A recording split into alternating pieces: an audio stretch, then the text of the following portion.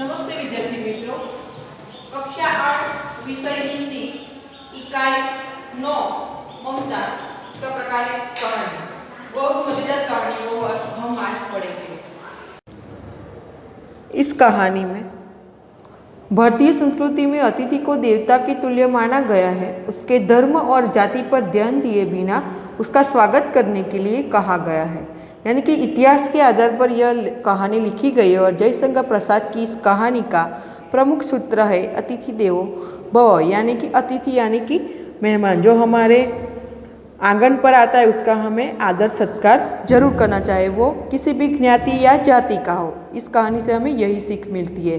कहानी की मुख्य पात्र ममता इसी भावना का अनुसरण करती है और उसका त्यागमय आचरण हमें प्रभावित किए बिना नहीं रहता। तो चलो बच्चों, हम यह कहानी पढ़ते हैं। यहाँ एक चित्र दिया गया है जो यह ममता है और यहाँ उनके पिताजी हैं। रोहतास दुर्ग के प्रकोष्ठ में बैठी हुई युवती ममता शोण के तीक्ष्ण गंभीर प्रवाह को देख रही थी। मन में वेदना, मस्तक में आधी, आंखों में पानी की बरसात लिए वह विकल थी। यानी कि जो रोहतास दुर्ग है, यानी कि जो रोहतास है राज्य दुर्ग, इसके किला, उसमें कौन बैठी है? प्रकोष्ठ यानी कि भवन का फाटक के पास वाला जो कमरा है उसमें ममता बैठी है। शोण यानी कि नदी की बात की है कि नदी का नाम है शोण। नदी का जो प्रवाह बहता है उसको देखकर ममता मन में वेदना भरे हुए, आंखों में पानी की बरसात लिए वह विकल थी, यानी कि परेशान थी। वह रोहतास दुर्ग के मंत्री चूड़ामणि की एकमात्र दुहिता थी। रोहतास दुर्ग के जो मंत्री है, मंत्री कौन है? चूड़ामणि। किसके? रोहतास दुर्ग के मंत्री जो चूड़ामणि है इसकी एकमात्र दुहिता थी। यानी दुहिता यानी कि पुत्री, उसकी पुत्री है। चूड़ामणि की पुत्री कौन है? ममता। उसके लिए कोई अभाव होना असंभव था, परंतु वह क्या थी? विधवा थी। उसकी पहले शादी हो गई थी, उसका पति मर गया था। तो उस फिर क्या कहते हैं उसे? जो पति मर जाता है तो विधवा कहते हैं। तो ममता भी विधवा थी। उसकी विडंबना का अंत कहाँ था? विडंबना यानी कि मुश्किल का अंत कहाँ था? चूड़ामणि ने चुपचाप उसे प्रकोष्ठ में प्रवेश किया जहाँ ममता बैठी थी। शोण के प्रवाह और उसके कलनाद में ममता अपना जीवन मिलाने में बेसुध थी। यानी कि वो सोच रही थी। पिता का आना न जान सकी, यानी कि पिता उसके पास आए, आपने चित्र में देखा पहले, तो वो भी जान न सकी। चूड़ामणि व्यथित हो उठे, यानी कि व्यथित यानी कि पीड़ित थे चूड़ामणि। क्यों? अपनी बेटी के लिए, स्नेह पालिता पुत्री के लिए क्या करें, यह स्थिर न कर सकते थे। यानी कि वो सोच रहे थे कि मैं अपनी पुत्री ममता के लिए क्या करूं। लौटकर बाहर चले गए, वापस चले गए। ऐसा प्रायः होता, और परंतु आज मंत्री के मन में बड़ी दुश्चिंता थी। पैर सीधे न पड़ते थे, यानी कि वो बहुत सोच रहे थे कि मैं अपनी बेटी ममता के इस दुख के लिए क्या करूं, वह दुख दूर करने के लिए। एक पहर बीत जाने पर वे फिर ममता के पास आए।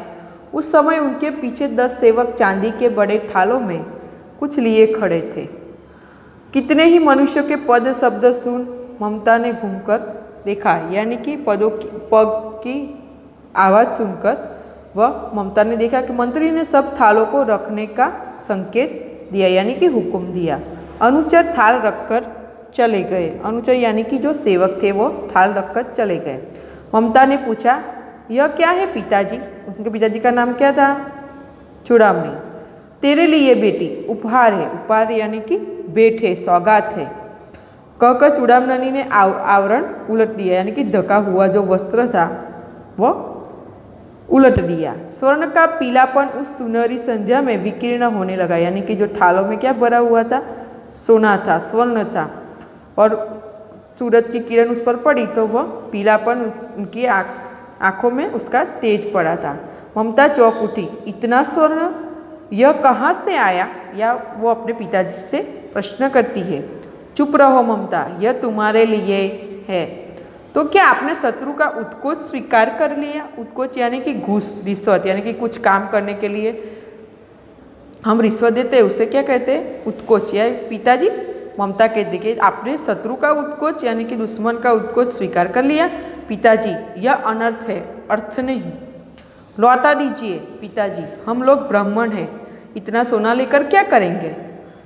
इस पतनोन्मुख प्राचीन सामंत वंश का अंत समीप है बेटी, यानी कि जो रोहतास दुर्ग है उस पर कोई चढ़ाई करने वाला था, उसका अंत समीप है यानी कि नज़दीक है।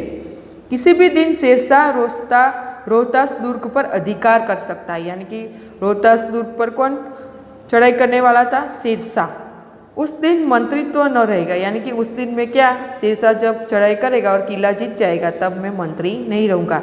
तब के लिए बेटी, यानी कि मैंने भविष्य के बारे में सोचा है तुम्हारे लिए। हे भगवान, विपद के लिए इतना आयोजन, परमपिता की इच्छा के विरुद्ध इतना साहस। पिताजी, क्या भीख न मिलेगी? क्या कोई हमें 2 मुट्ठी अन्न न देगा? यह असंभव है। फेर दीजिए पिताजी, मैं काँप रही हूँ। इसकी चमक आंखों को अंधा बना रही है।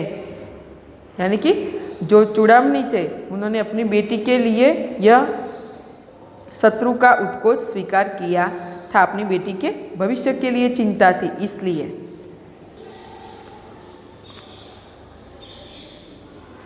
मूर्ख है कहकर चूड़ामणि चले गए, वो क्रोधित हो गए।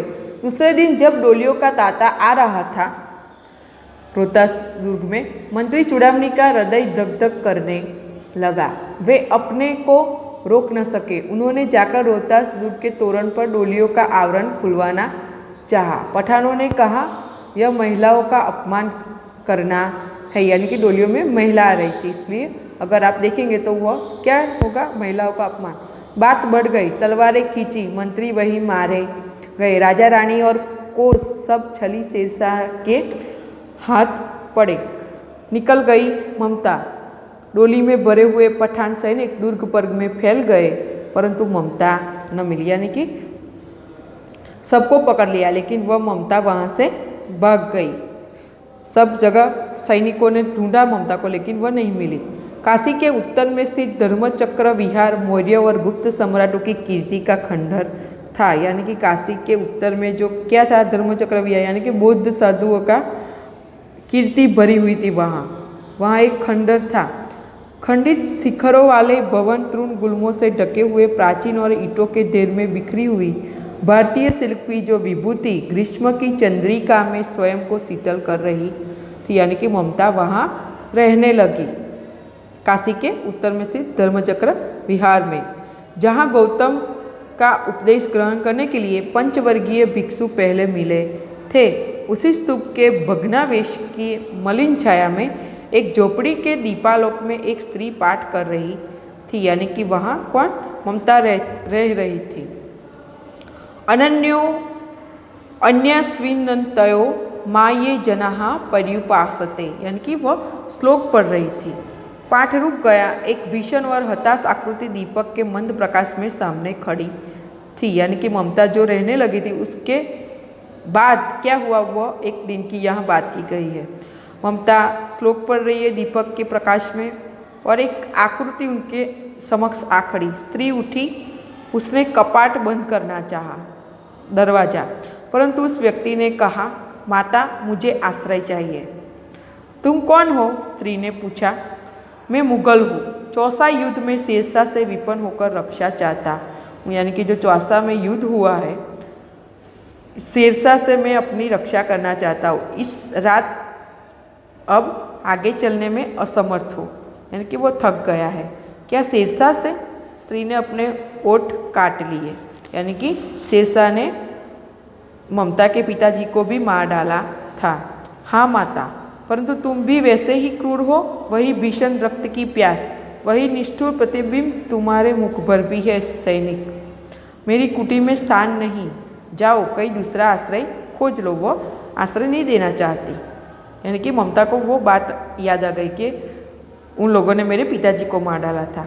गला सूख रहा है, साथी छूट गए, अश्व गिर गए हैं, इतना थका हुआ हूँ। इतना कहते कहते वह व्यक्ति धम से बैठ गया, यानी कि उसके शरीर में शक्ति नहीं थी। उसके सामने पूरा ब्रह्मांड घूमने लगा। स्त्री ने सोचा, यह विपत्ति कहाँ से आई। उसने